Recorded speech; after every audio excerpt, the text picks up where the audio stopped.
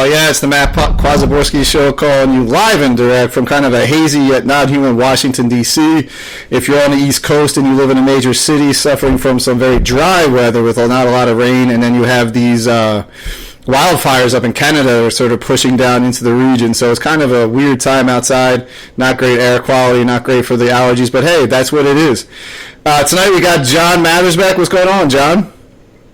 Hey, Matt. Glad to be here once again. Always a pleasure. Yeah, I think today we haven't podcast in 33 days, and this is my last confession. I'm kidding, but yeah, it's been a little while, and some weird news going around the sports realm in both Philadelphia and nationally. And for the first time, we're going to kick off a national discussion, more of an international discussion, really, John.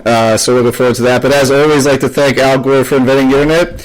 We are the 5,373,195th sports podcast about Philadelphia. The market is so saturated that I had to borrow someone from the Forfeit podcast, and that's John Mathers. So thanks again to you and your guys, and also thanks to the loyal listeners out there. Hey, Matt, real quick, fun fact: 4 years ago today, Carson Wentz agreed to a 4-year, $128 million contract. There you go. There's a throwback Tuesday. Yeah, and such a yet another stealth signing by your boy Howie Roseman there, huh? 4 years, $128 million. So. But and fun fact, last night the Phillies beat probably his cousin, someone named Wentz from the Tigers last night. So there's a lot of fun tweets going out about him playing against the Phillies last night. So yeah, man. Carson Wentz still remains unsigned, John. So we'll see. He might be headed to the Philadelphia Stars of the USFL if we keep our hopes up. Let's hope none of our quarterbacks get injured. He might be back on the roster. Knock on wood. So we usually start mostly Philadelphia-centric, and we'll get there, but major news going out around the world today is that the PGA Tour has decided to merge with the Saudi offshoot Live Golf League, I guess, for the most part. I don't really know what Live stands for, and it seems like there's a concession coming from the PGA, the business entity of itself, and to merge with LIV. And right now they're supposed to also join with the European League to join one entity, which right now is only solely funded by the Saudi government. Very true, and very sad for a very sad day as a huge PGA golf fan. So it's sad for that, because never thought that this day would come. It has come.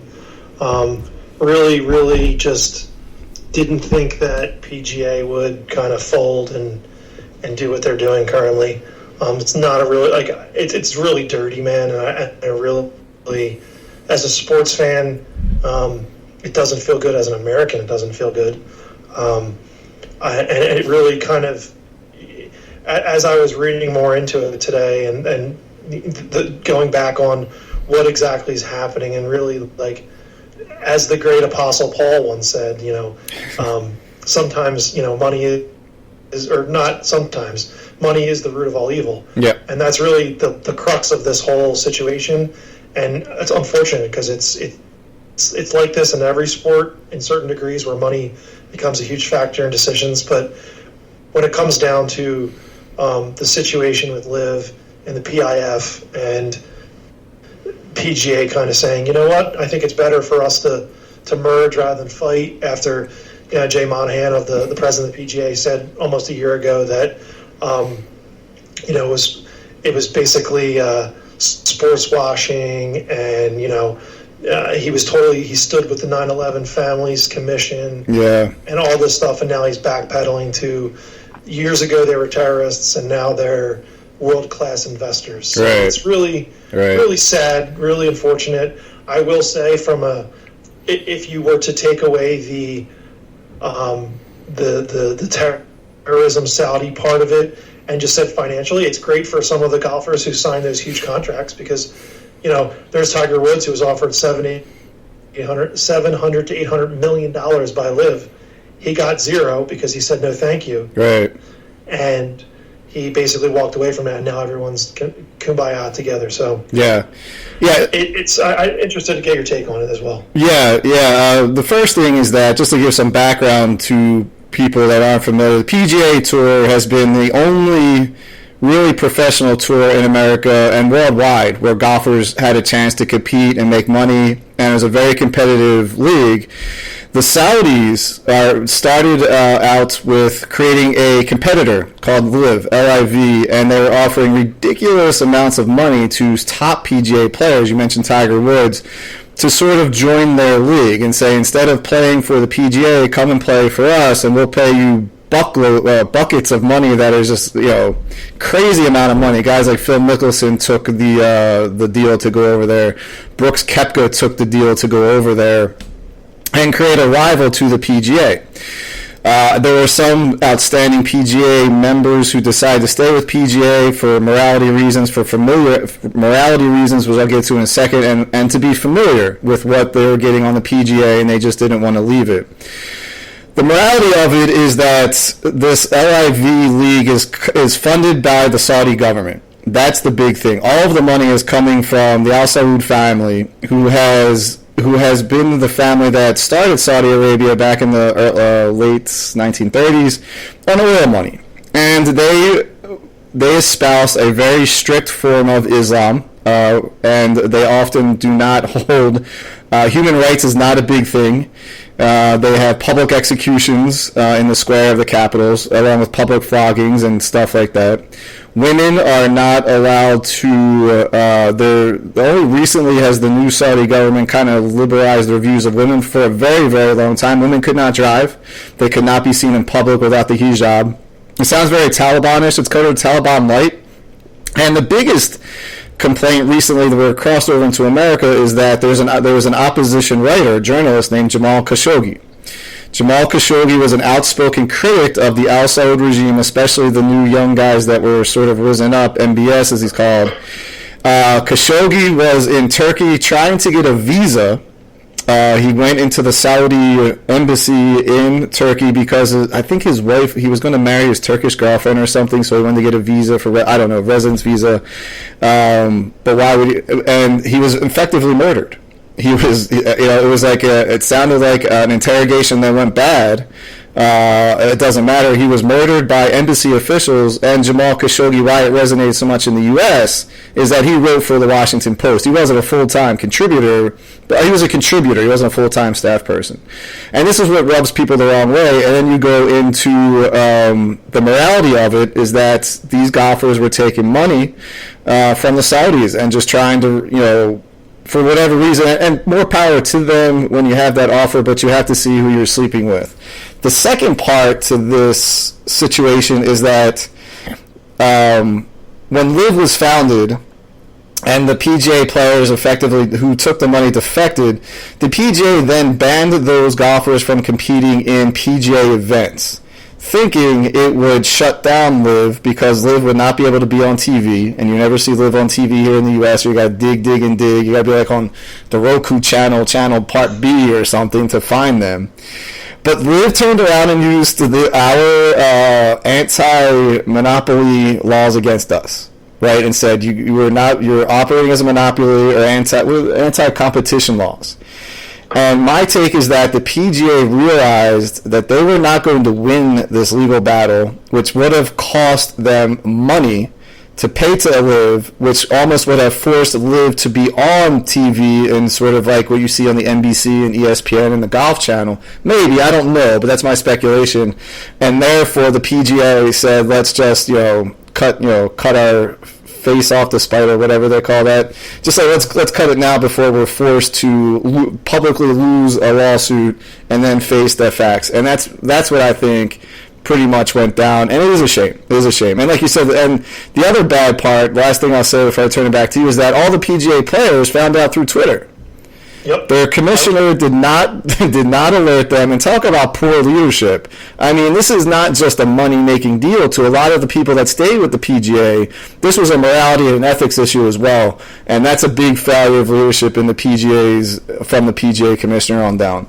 I read this morning that apparently Rory McIlroy, who is on the board of, I guess, the PGA or something, he's on the board and he didn't even know about it. So they really did keep it hush-hush.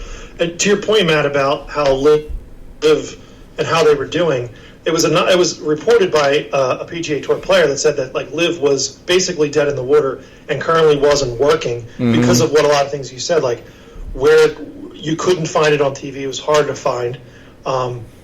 People didn't know much about it, but then they realized that there are some players that a couple weeks ago played in Masters and so on and so forth, but they had their Live. Each player in Live plays for like a team in Live. It's like it's like the NBA and then the Sixers, right? So they all had their Sixers sort of logos on. And people were wondering like what they were, because usually it's like sponsors. It's like Chase Bank or Mercedes Benz instead. So basically, one of the players came out and honestly was like, "Listen, they were drowning, and basically by doing this, you basically gave them a life jacket and the morality of it from taking the money, right? Like so." It's going to be very interesting to see, moving forward, how the players react to it. Obviously, I don't think the players are going to boycott, or they're not going to do that, because then nobody gets paid. Right. So it's kind of everyone's going to either kind of bite the bullet and just not say anything, or whatnot. I just think it's a really golf has always been I'll use the term bougie. It's always been like a bougie, high-browed sports like tennis.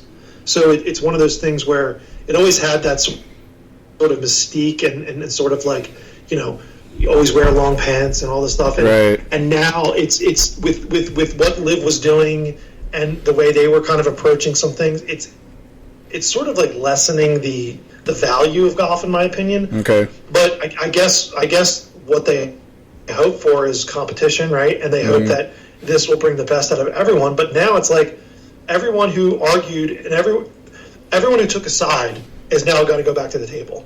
Yep. And it'll be very interesting to see when these players get back to the microphone before events, how they react to it. And it'll be interesting. But again, I just, it's, as a sports fan, and like I said, I just want to reiterate, as an American, it's really sad. It's really sad that dollar really does affect a lot of these people, these players, their families, and then people affected by things that happen in Saudi Arabia, 9/11, and et cetera, all the things that you mentioned. So yeah, I don't know. The other thing it gets me depressed. Yeah, the other interesting part too is like instead of where Americans embrace the idea of capitalism and competition, now we've created, instead of two leagues competing, just one big umbrella league, and that's another sort of ironic offshoot of what's going to happen, because they're also going to merge with the Europeans. Interesting thought though. I'm not a golf fan like you are. I know some of the major players. I don't sit down and watch the big tournaments unless I'm watching with somebody. But I always liked Rory McIlroy for his stance against the LIV. And then he came out, I don't know, it was the end of last week's tournament or it was this weekend, and he said about Brooks Koepka, the American, probably the most known American golf player outside of Tiger Woods right now. Plus or minus, just give me that. And Rory McIlroy is from Ireland, yeah. And he said that Rory McIlroy from Ireland said about Brooks that he should take place on the Ryder Cup, the USA team. He definitely should be a member of that because it would dilute the amount of competition. I found that to be quite eye-opening. I don't know, it just caught my attention because I felt like there was an olive branch that something wasn't right, but little did I feel, and I think you and me, that it was going to be the PGA that sort of conceded to the LIV instead of the other way around. Yeah. I mean, what do you do at that point? I mean, like, it's either, like you said, it goes to litigation and they sort of fight, but there's so much. The money that they were throwing at players. Yeah. I don't know how you could compete. Like, think hypothetically speaking, right? Let's just use the NFL for example. Right. If all of a sudden Saudi Arabia, the let's just say the PIF wanted to create their own NFL, what's stopping them from saying, "Hey, Jalen Hurts, we'd like you to come over here and play for $900 million"? Yeah. I mean, he would be stupid not to do that, right? Like, and that's where the money issue is. Like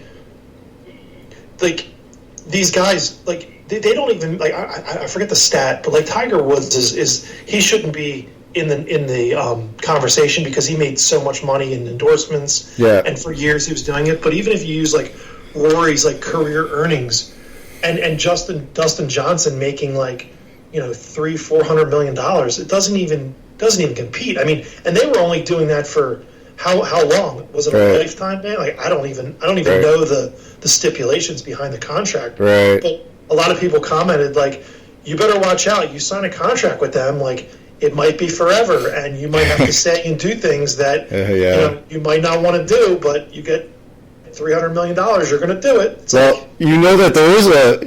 is a big sports star out there for a sport that you love that actually that's happening too. Oh, breaking news, John. Kyle Schwarber led off the game with a home run, 1-0 Phillies. Go Phils. Yeah. Are you talking about Lionel Messi? The other one, Ronaldo. Okay. Ronaldo is considered obviously the second best soccer player. Some say the best in the world. I mean, he's an icon, and he left, I think, in Barcelona or either Man U to go sign one of these rich Saudi deals, getting paid something stupid like 143 million or 200 million to play for the Saudi League.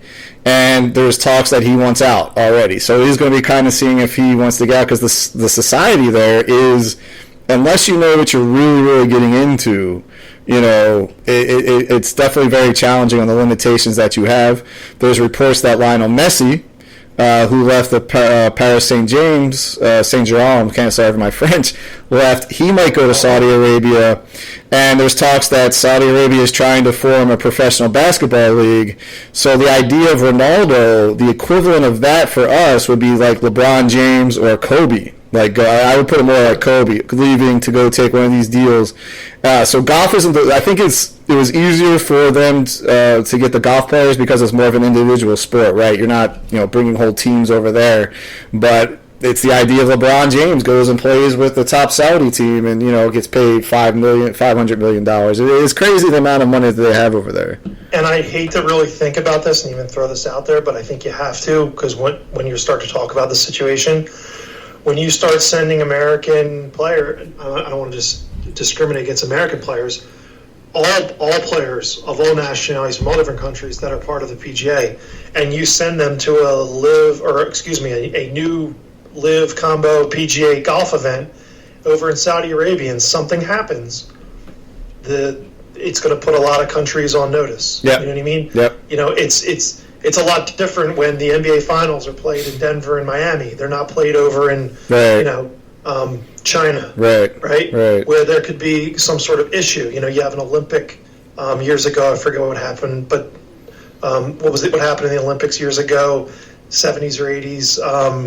Terrorism. With the Israel. The Palestinians murdered. I say 11 Israeli athletes, 7 to 11 Israeli athletes. Munich, 1971. Yep. And I'm not insinuating that would happen. But, well, John's there. Your back. And I'm not saying that couldn't happen in. What? Are you there? Yeah. Oh, I'm sorry, I didn't hear you. I'm not saying that would happen. I'm just saying, like, once you start, the Brittany Griner situation was a perfect example. Yep. These players go overseas to make more money, and they sort of get, they get held by certain standards in certain countries. You have to abide by their rules, right? Yep. It's not like in America where you can kind of like go and say what you do and act how you want. It's a lot different in other countries, as you know. I mean, you travel abroad a lot. Yeah. So it's be very interesting.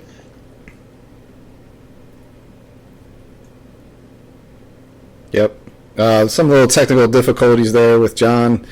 Kind of has dropped out a little bit. There you go. You're back. John? Here, check. Yep. Can you hear me? Yeah, it's kind of dipping out a little bit. I think let's turn our videos off and keep it. Let's turn our videos on. How's that? Any better? We'll see as we go. You get into a little bit of a rhythm there, and it kind of hiccups for about a couple seconds. So let's see with that. Anyway, yeah. Going back to your point, Matt Kwasiborski will back here. A little technical difficulties. Hopefully, decide to turn our videos off. It's a shame I won't be able to see John's lovely face during this podcast, but he'll have to sacrifice. To your point of thinking of. When you're in other countries, you have to abide by their rules and their standards and the way they see life. Like you said, Brittany Griner, perfect example. whether she carried over the TLC medicine or was planted on her. Who knows what happens? But that stuff does happen all the time, and the Russians know exactly what they were doing when they arrested her. So that is a great point. Great point by you going forward. Like you said, yeah, you never know what happens when you're in other people's countries. But let's move on a little bit. Sorry, gotta take a little sip of water. My brain's. All right, technical difficulties over. We did the PGA. The bottom line is that the PGA today kind of gave into the LIV and are going to combine forces. My opinion is that they were going to lose the lawsuit, the antitrust lawsuit, the anti-competition lawsuit. LIV slapped on them for barring LIV players to competing in the PGA. That would have been a public disgrace, cost a crap ton of money, and then they would eventually have been forced to share the spotlight anyway. So I guess they cut their losses short. So, but John, great points. Really do appreciate it. I'm sorry that's a depressing day for you, and you do a lot more golfing. You play a lot more golf than I do. So, yeah, thanks for sharing your thoughts there. No problem. I hope I get a birdie next time I play. There you go. Also, fun fact, but not so fun fact. A lot of people don't know why LIV is called LIV. Mm-hmm. LIV is based on the Roman numerals of 54, and 54 would be the score of if you basically birdied every hole in an 18-hole golf course. So, fun fact. I mean, not so fun because LIV isn't fun, but right. Interesting. Good quizzo question if it comes up for anybody. Absolutely. Switching gears a little bit, going back to the Philadelphia local scene. Last time we podcast was right before the start of the NBA playoffs. Your opinion, John, on that podcast was that if the Sixers did not win the NBA championship, it was time to blow it up. We saw one domino fall with the firing of Doc Rivers and the hiring of Nick Nurse. Are you still of that same opinion that the Sixers should blow it up? 100%. It's come out today, the reports that James Harden is reportedly torn whether to stay in Philly or to go play in Houston. And let me tell you something. If I'm James Harden or James Harden listening on the Matt Kwasiborski podcast right now, James, go to Houston. Because let me tell you something. If it's that difficult of a decision to make to stay in the best sports town in all of sports or go to Houston, have fun in Houston. Enjoy the clubs. We don't want you here. The fact that he's even thinking about it, let him go. I don't want him here. Blow it up. Get rid of him. Sign and trade him for somebody. Get rid of Joel Embiid, and start over. So 100%. Really? So what is your idea behind trading Embiid, and what do you think the Sixers could realistically get for him, the MVP of the league? My reasoning behind it is sell high. I mean, he's not going to be worth any more now than he ever was, based on coming off an MVP season. Okay. So that's number one. Sell high. Number two, I don't think that if Phil Jackson or Red Auerbach or Dean Smith or Mike Krzyzewski showed up here, it would make Joel Embiid play any differently. So I'm at the point where no matter who the coach is, it's just icing. So I would if I was Daryl Morey, I would do my due diligence and kick tires, take some test drives, and see what's out there for him. And then as Nick Nurse being the new coach, if they love the way that he can develop young players, I think this team can be coached well, and guys like Jaden Springer, maybe Shake Milton a little bit more, Tyrese Maxey obviously, and really build around these young players that we have, and build a team the correct way rather than try to go ahead and just tank and get number 2, number 1 picks and hope on a prayer that you hit on them. For me, it's start over because the process didn't work. No. Get rid of the process talk, and again, get rid of Tobias Harris. Yeah. That's an overblown contract, and really just build this team like you're seeing, how the Heat did it, with Pat Riley and Alonzo Mourning, mm-hmm. how the Denver Nuggets are doing it, right? Mm-hmm. All these teams that you're seeing basically have drafted young players, have developed them. Yes, some of them have got max deals, but they're at the point now where they're able to, make deals. You talk about the Aaron Gordon trade in Denver. Michael Porter was drafted by them, but he was injured. He kind of did the red shirt year. And look at where they are. They're 1-1 in the finals, but I mean they're the best team this year in all of basketball. And I believe that's the way you do it. So, so I don't care who the pardon me for cursing. I don't care who the coach is. Let's develop young players and do it that way, because that's really what it does take to win here. Yeah, it's good points out there. For Joel, with me, I'm sort of mixed about trading him, because if you're not going to get like the number 3 overall pick and a couple of young players from Portland, I'm not sure what other team he kind of fits into that where you're going to get players back. I mean, there's reports out there that the Knicks would be interested if Joel wants out. There's no way the Sixers are going to trade him to the Knicks because A, one, it's in the division, 2, the draft picks they get back are going to get worse and worse as the Knicks get better and better. However, if you can finagle that number 3 pick in Portland in some other ways, I think Joel would be open to that. I agree with you on Harden. Harden, he's past his prime. During that 7-game series, we finally got a healthy Harden. I think he was effective for about 3.5 of those 7 games. I know every time that, your best players aren't going to be effective every single for a 7-game season. We saw that with Boston with Jason Tatum. Those moments where he kind of disappeared. Jamal Brown also disappeared. But Harden, to me, if that's the best you're going to get out of him out of a 7-game season, there's no way he's worth a max contract. The one player that I would like to see is if Toronto's Fred VanVleet, their all-star and championship game-winning point guard, opts out of his contract, which I think he has the option to do. Let's go after and get him, right? He comes here. He knows how to run the point. He knows how to run the team. He knows Nick Nurse's system, although I think Nick Nurse will change it up if he has Joel Embiid. But it's also the akin of like a head coach in football getting their quarterback and running a team. And that's the one guy I would love to see the Sixers get out there if VanVleet opts out of it. Maybe there'll be a sign and trade for VanVleet for Harden, and Toronto flips Harden to Houston. Look, Harden just wants to get all the money. He wants to go back to the place where he had all of success. He's not going to get the success, but he's going to be the face of the franchise in Houston, and he wants to go out in his career like that, and he has all the right to do that. You know what I mean? 100%. I don't disagree with a lot of what you're saying. The one thing I will say about Joel Embiid is the value. Like I said, I don't want to reiterate that, but the value there is at the highest it's ever going to be. Right. So really, at this point, you don't have to make him happy. I mean, you kind of just have to get the best offer you can for him, whether it be future draft picks or, a younger player that can turn into not a superstar, but a star or a good role player for this team.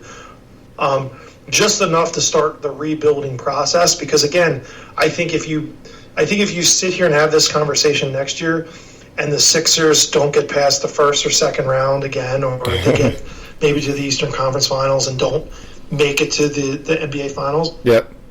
I mean, we're gonna be sitting here saying like, I think it's a good time to trade Joel Embiid. It's like, and maybe it's me and maybe it's my hatred for the process and everything, but he's an MVP player. He won the MVP award. Great. Congratulations. But as you're seeing with like Joker looks like a tremendous player compared to him when you watch him in the finals. It's unbelievable. So that's the type of guy. And I always, the one thing I always say about baseball and basketball is baseball's always about pitching, and basketball, you can always find a big guy. You don't need to have, the best big guy.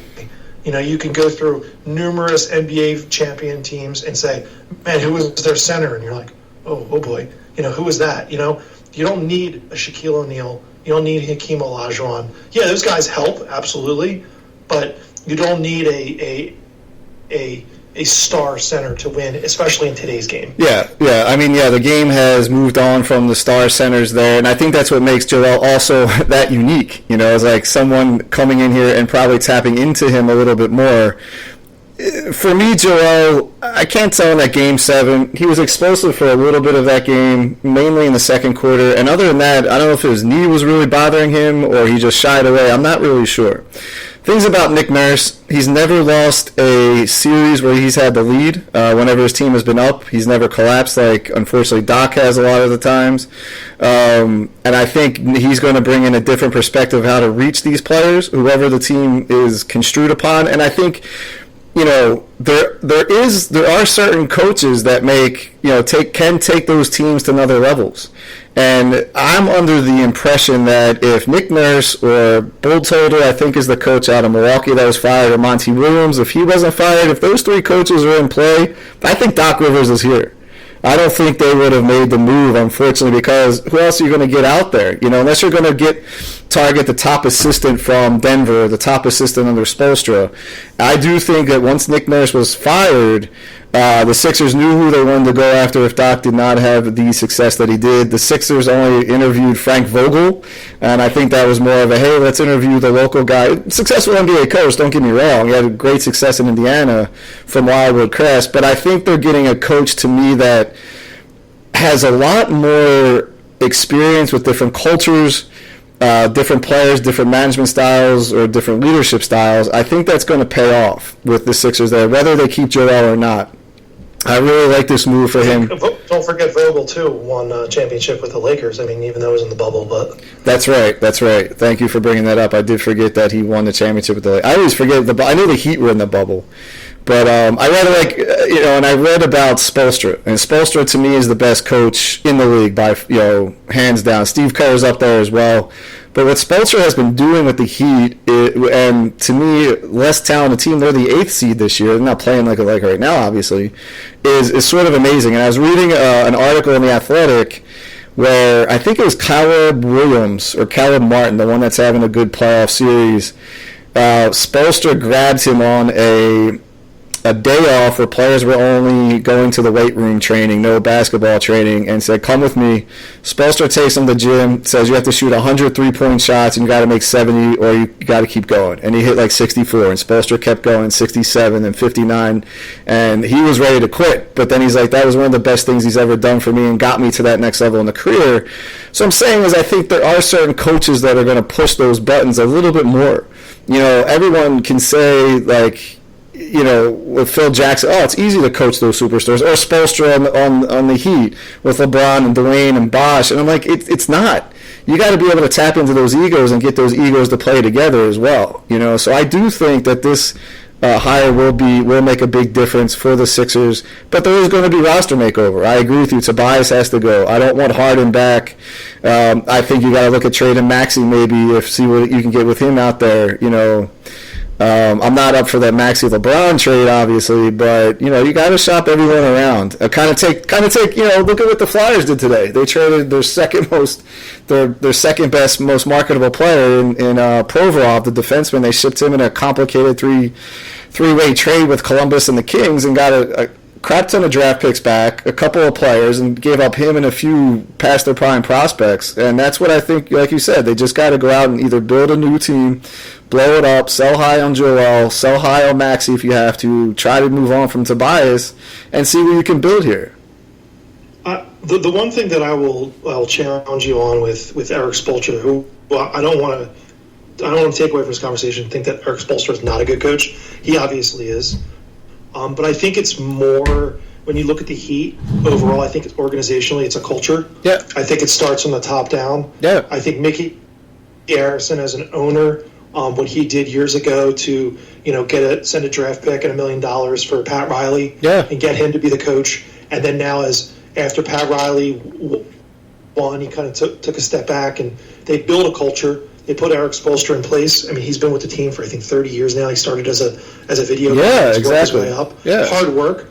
But again, like Pat Riley, Lonzo Mourning, Spoelstra, and Harrison together create this culture, and they find guys that can buy in. And to your point, Matt, when a coach is willing to find a guy who's been, he wasn't around the league, but he got cut by Boston and kind of like, not on the way out of his career, but he was a lower level guy, and be able to turn a guy like that into a role player, an important role player in a championship team, it takes a lot. It also takes a lot of buy-in from the players. And you see the players that they have are players that, Steve Kerr mentioned it a couple days ago or yesterday. He was interviewed and he said, hey, listen, there's nobody on that team who's complaining about, hey, they put him in and not me, or he gets more minutes than I do. That whole team, they only care about winning. That's all they care about. Right. And yeah, you need a guy like Jimmy Butler. You need a guy like Kyle Lowry. You need a guy like Kevin Love, who's been around the league, but still has it. Yeah. And then you got to fill it around with young guys like Bam Adebayo, and you create a culture. And I think that's the problem with the Sixers. The Sixers don't have. They think they had a culture, but they don't keep a coach around long enough, or they keep players too long in order to have that culture. So to me, that's one of the biggest things. Like, I hope that maybe Nick Nurse can create that, but the days of the Greg Popoviches and the Steve Kerrs staying with teams for long times in the NBA, it's just not feasible. And I think that's what makes the Heat so successful, is the stability and the culture. And then they also kind of do what the Eagles do, right? They kind of find guys that'll fit that culture. And right now, I think that the Sixers' problem was that they needed to get Ben Simmons out of here, so they got James Harden because that's the best they could do. Yep. And obviously, that wasn't the best move. So. Yeah, I mean, I still wanted Bradley Beal. I'm still clamoring for him, teasing, but hey, it might still work. Yeah, you're right about the culture, and I'm glad that you picked up on this, because we started talking about culture and teams about a little while ago, and I'll get to that in a second. But also with Spoelstra, obviously I don't give him all, he's not, you're right, it's the cultural thing. They all sat down and bought in together, but the guy who handpicked him was Pat Riley. Right. So Riley, as you said, Spoelstra was the video guy. He wasn't a coach. He was, somehow working in the video room. Maybe he got to the bench with Riley, promoted him up the reason. He was handpicked, so I think that says to something. What you like also about Spoelstra, too, he's not around nationally too much. He's only around nationally because of the success that he has. When I'll compare him a little bit to Doc Rivers. Doc Rivers, he's a basketball lifer. He was a broadcaster for a while in between coaching stints. And he says a lot of good things, in a sense of like what's happening in society. But you see him a lot more in the national media. He's much more well known. Spoelstra, you don't see him endorse anything. Not many NBA coaches do. I'm sure he does locally. But if he never had the success that he has, you probably wouldn't even know who he was. You know what I mean? Mm-hmm. Yeah. Yeah, you're exactly right. Yeah, he's not like Popovich, who coaches in a similar market, smaller market team, but is a little bit outspoken only because of the success that he's had. And I just think that there are guys. Steve Kerr, to his credit, he knew how to push that Golden State Warriors team to how to win a championship. They had a great coach in Mark Jackson and couldn't get it done. They waited for Steve Kerr. I think Steve Kerr was injured or something that he couldn't coach every day, and fired Mark Jackson. But then again, Mark Jackson hasn't been able to get a job in the league since Golden State let him go. So there is the cultural thing going there. The thing. Yep. I'm sorry, Matt. Real quick. The thing about like the Warriors, right? Is again, I thought that maybe even having the who's the name? Forget the guy who's the GM of the Warriors who just stepped down. Yep. Bob Myers. Yep. So Bob Myers just stepped down from the Warriors, and he would be the type of guy who I would kind of, as an owner, as Josh Harris, I would kind of be like, listen, let's clean the house. And let's bring Bob Myers and let's write him a blank check. Yeah. Because he's the type of guy who is proven can build a roster. Yep. But I think that this ownership has a little too much like handshake agreements and like, I like this guy, he panders to me. And I think that's got to end. I mean, if they want to build a championship team, they got to be serious about it. They can't be playing games with the fans and trying to, come up with marketing slogans to try to sell tickets and to tank and do all this stuff. It didn't work. Yeah. And they should come out and they say, listen, we failed you as fans. We failed you as Philadelphia, and start all over. because people don't want to be bullshitted, and I think that if I were to predict the future of this, we're going to be sitting here again in a year from now having the same conversation. Yep. And it's going to be too little too late. Joel Embiid will be banged up or something will be going on, and his value will be worth less. So you'll be sitting here and trying to figure out what you can do with them, and might not be able to do a lot. Yeah, I would agree. I agree 100%. I would go on to that strategy, try to write the ex-Warriors president a blank check, because one team that did fire their GM right before that was announced was the New York Knicks. And the Knicks have they have something there in New York. They have a scrappy team that's finally competitive. They're building a tough culture. They remind me a lot of the Pat Riley, Jeff Van Gundy Knicks. Can't shoot straight, but you're going to feel physicality play on each and every play, and a lot of that has to do good to the Villanova guys, Brunson and Hart. So it will be interesting to see if he does sign with New York, or he takes a year off and picks and chooses his team that if he wants to get back into the executive level of the NBA for sure. Absolutely. Yeah, moving on about culture, we started talking about this with the Eagles and Jason Kelce, bringing him back on a 1 year $14.25 million contract and a 1 year $10 million contract for Fletcher Cox, and the sense of that they know the Eagles culture from a player standpoint, and the Eagles have invested heavily in drafting young defensive linemen and offensive linemen recently. Cam Jurgens, Jordan Mailata, Jordan Davis, Jalen Carter this year, Nolan Smith this year. And I do think that the Eagles in the city of Philadelphia, and the Phillies have it a little bit too, and I'll get into that in a second, but they probably have the best organizational culture defined under the ownership of Jeffrey Lurie. 100%. Couldn't agree with you more. And that's not because of my love relationship with them, but I mean, well, I love them too. Yeah. What's there to argue about between, listen, I'm sure players get in trouble. We don't hear about it, but just good people, good, hardworking players. You don't have a lot of guys that are complaining about playing time, this, that, and the other thing. And if they do, they kind of handle it. But yeah, I mean, overall, as far as culture is concerned, I mean, top tier, top notch, and really, you kind of look at the NFL in general, and I kind of feel like, I mean, they have to be in the top five at least of organization stability and also culture. Yeah. Yeah, absolutely, and I think a lot, 100% of that goes to Jeffrey Lurie and his management style. He seems like a hands-off owner. We know that he's more hands-on than he really is with the coaches and the general manager and the leadership. But even in the community, Don Smolenski leading the business side of the Eagles as the president.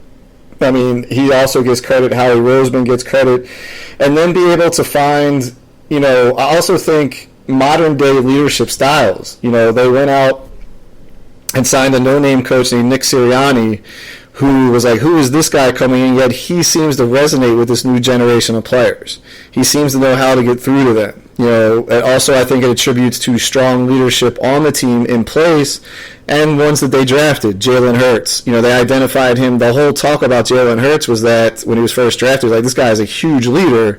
We just don't know if he has the talent to stay as a continuous starter in this league to have that leadership being played out. You know what I mean? It's almost like a little bit like Ike Reese. Ike Reese was a huge leader, but people are going to listen to the starters a little bit more than Ike because he was a special teams guy. It's not taking anything away from Ike Reese, but you know what I'm saying? Like, they seemed like Hurts, hopefully that he would be able to become the consistent player that he has been, that he showed this year.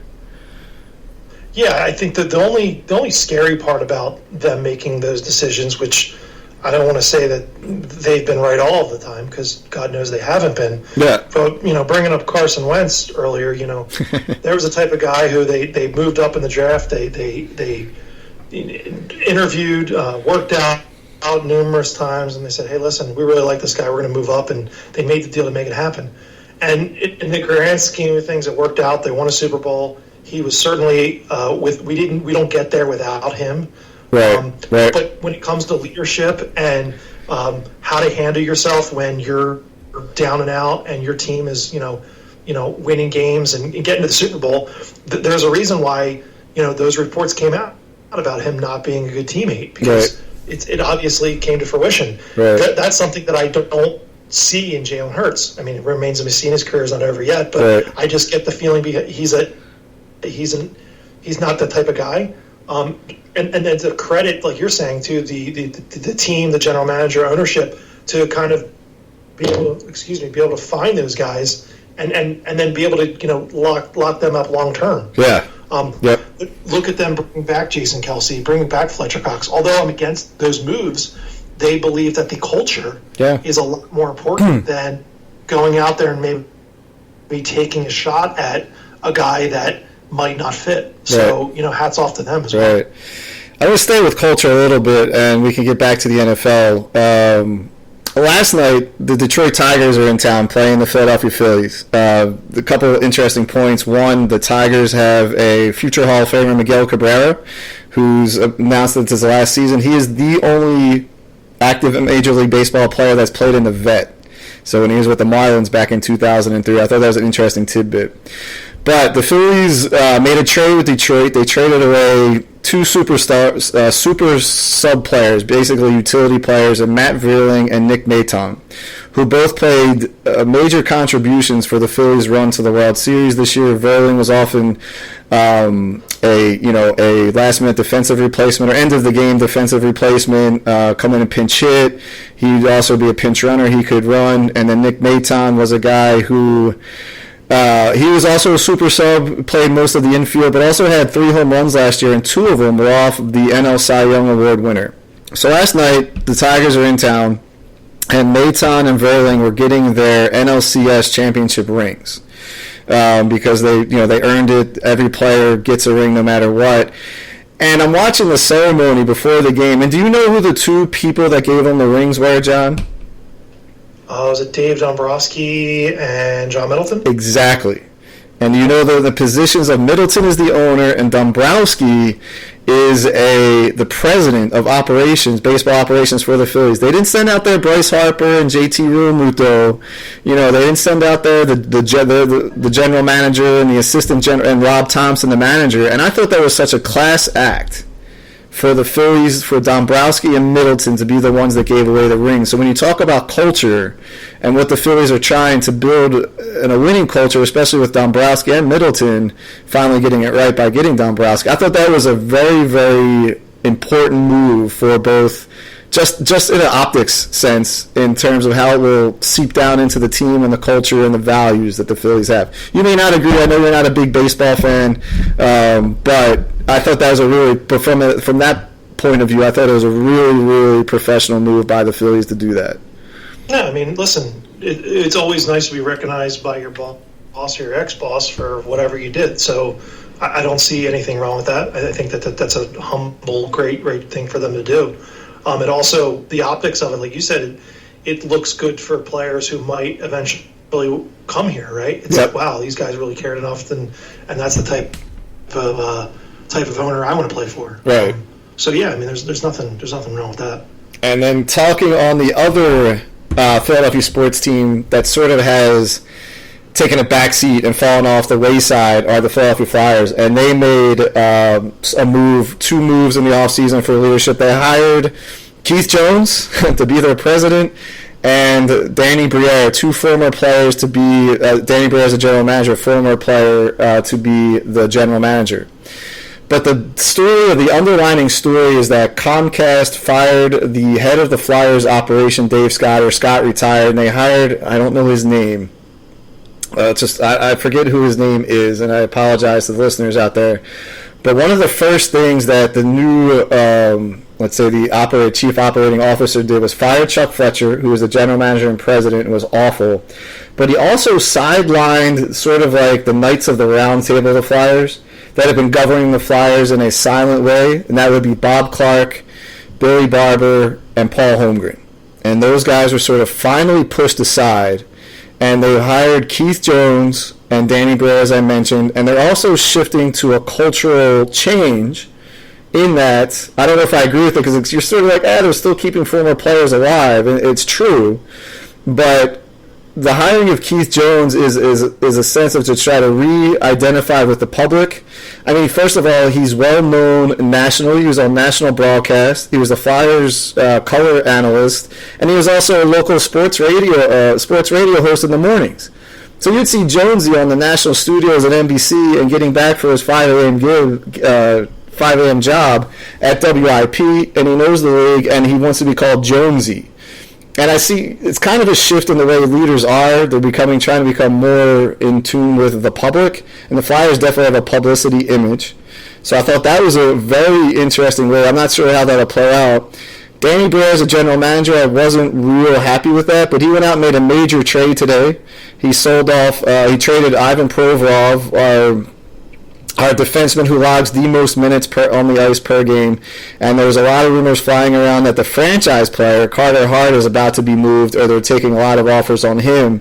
So to your point of the Flyers kind of blowing it up, you want the Sixers to do the same to see what they can get for Joel, Hart, Maxey, and Tobias Harris. So I just also wanted to bring it up how there is this shift in philosophies going on from the leadership perspective within Philadelphia sports in general, and a lot of it's modeled after the Eagles, I believe.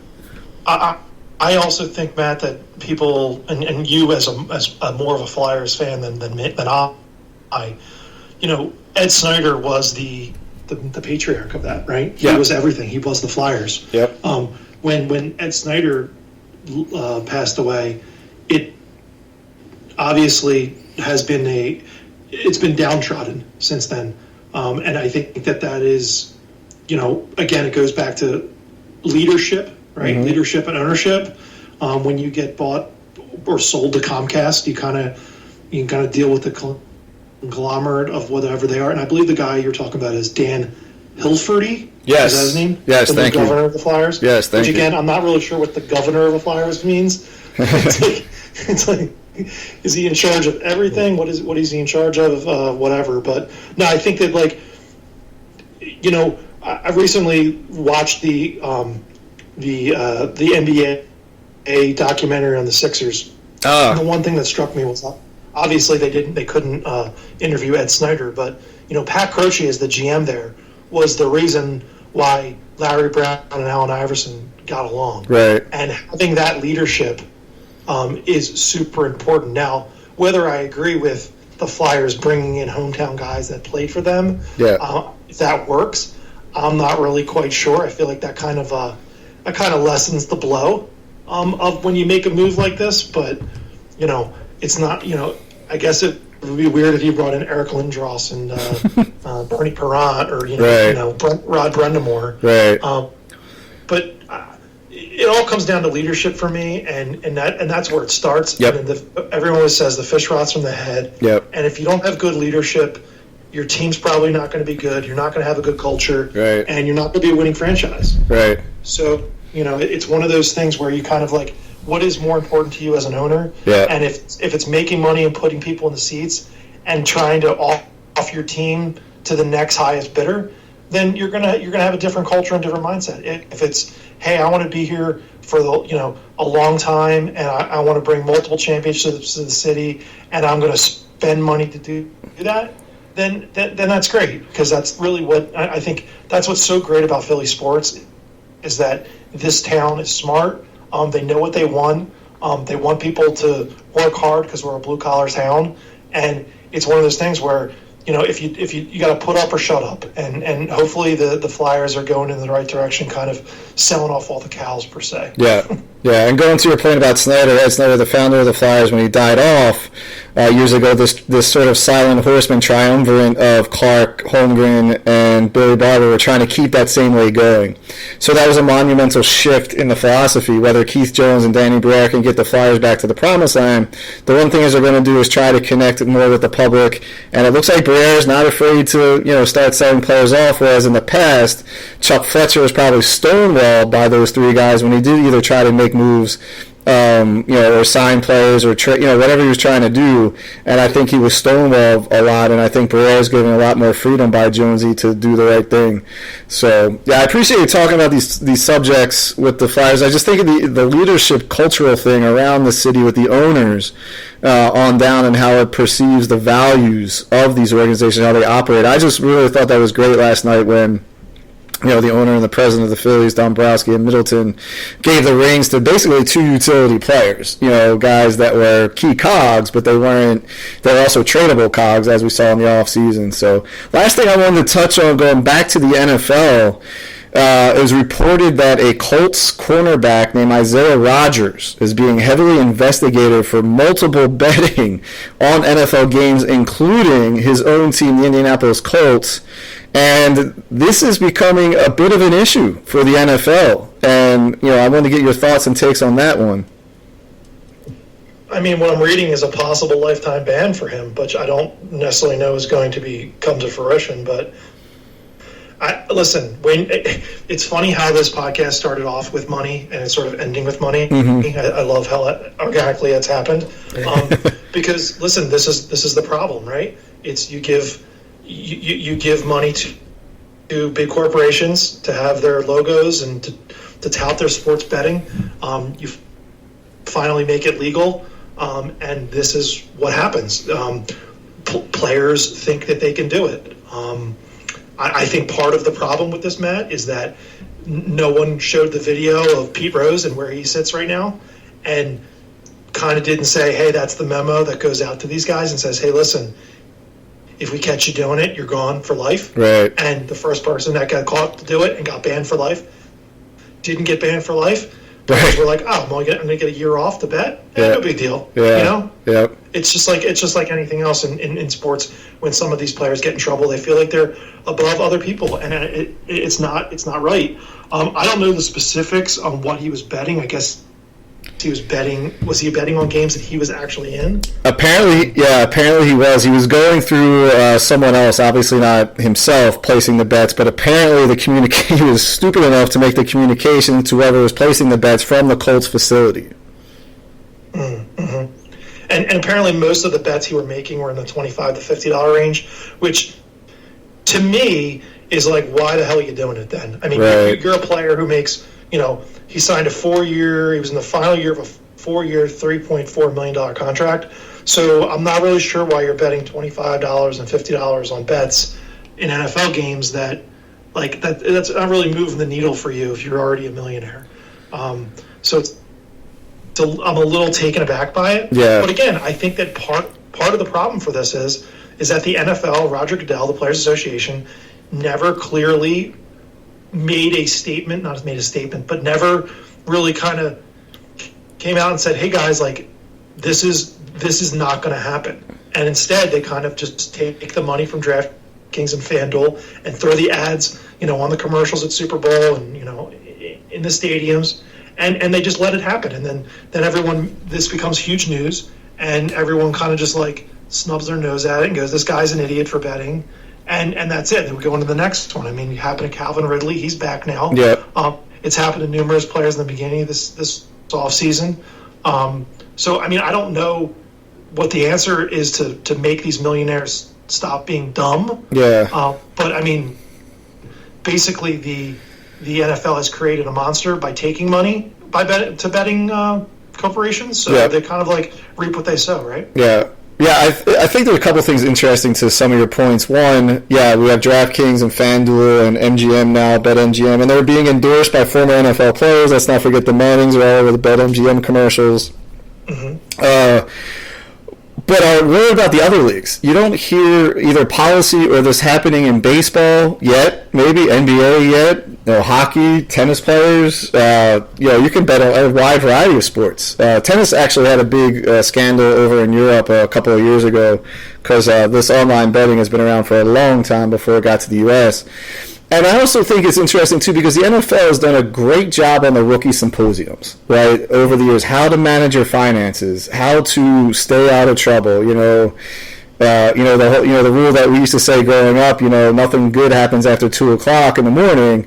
You tell an NFL player nothing good happens after 10:00, after your last workout. And for this to be becoming an issue just in the NFL, I find kind of interesting in that way. And maybe it is being handled. Maybe other players are doing it in other leagues. Who knows? Because you also have people that just want to gamble. They're just naturally competitive people for that. So it is interesting in a way, and it's sad. Isaiah Rodgers, who for the most part looks like he's going to be a journeyman in the NFL, but if he was productive enough, he could have had a long career in the NFL, making millions of dollars. I mean, how many times do we see like journeyman cornerbacks or even quarterbacks or running backs, and this happens in every sport.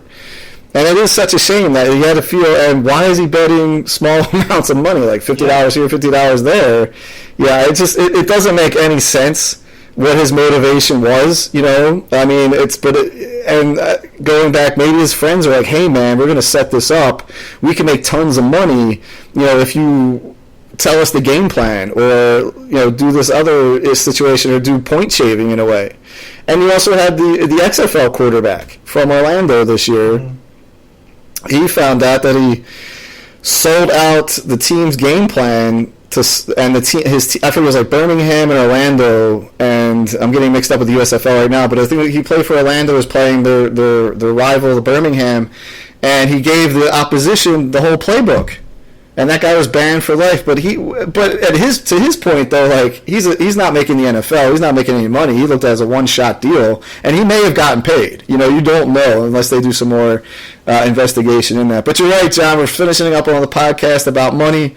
Again, I think it was an excellent podcast. I do appreciate your time jumping on with me tonight. No, I appreciate it, man. And one thing I do want to bring up, just to tie this off on a bow, and we talked about Liv and the situation behind that. The one thing that always sticks with me as an American, and not to get political, but everyone always said never forget on 9/11.